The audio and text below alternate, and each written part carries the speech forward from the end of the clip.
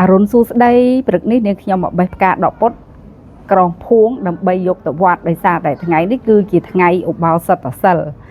ឥឡូវឲ្យតែថ្ងៃសិលឡើងគឺនាងខ្ញុំតែងតែបេះផ្កាដកពុតដើម្បីយកមកក្រងធ្វើជាភួងហើយផ្កាដកពុតនេះពុកម៉ែបងប្អូននៅពេលដែលយើងក្រងភួងគឺមានសភាពស្អាតជាងផ្កាម្លិះតែអ្វីដែលគួរឲ្យសោកស្ដាយគឺផ្កាដកពុតអត់មានក្លិនទេ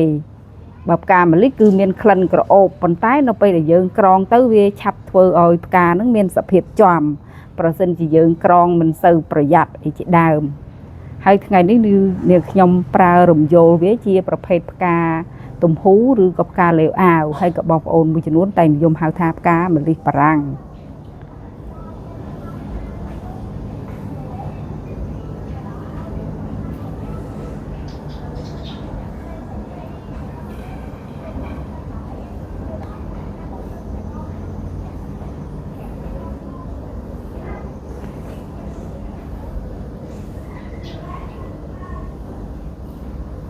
មួយរយៈនេះមានអារម្មណ៍ថាចូលចិត្តស្រឡាញ់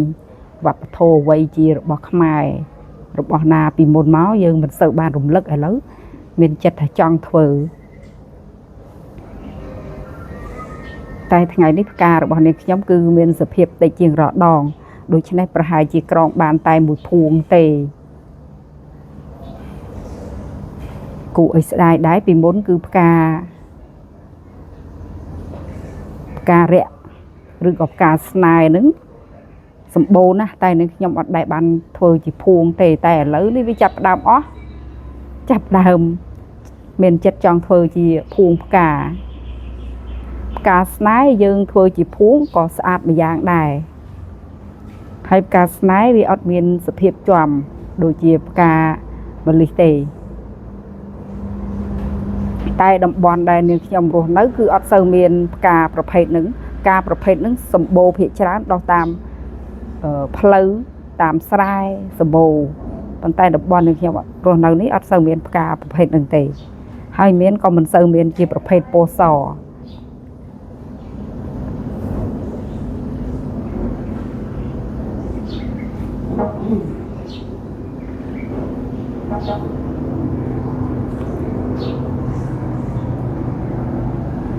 ជីវិតអ្នកស្រុកស្រែចម្ការវាគឺជាសក្តីសុខម្យ៉ាង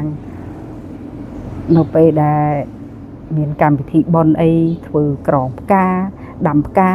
ដាំបន្លែគឺជាសក្តីសុខ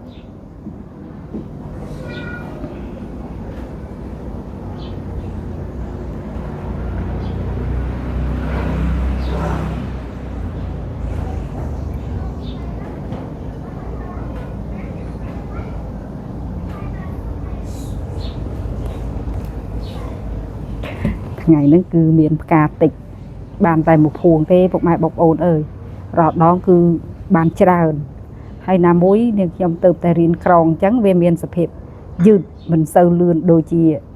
ពុកម៉ែបងប្អូនដែលធ្លាប់ក្រងចាស់គាត់ក្រងលឿនមែនទែនមួយផ្លេតគឺបានមួយភួងពីរភួងហើយតែចំពោះអ្នកថ្មី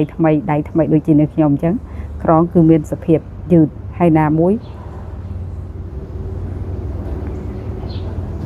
មិនសូវបានផ្ចិតផ្ចង់មកទេចិត្តតែទាញដាក់អញ្ចឹងទៅ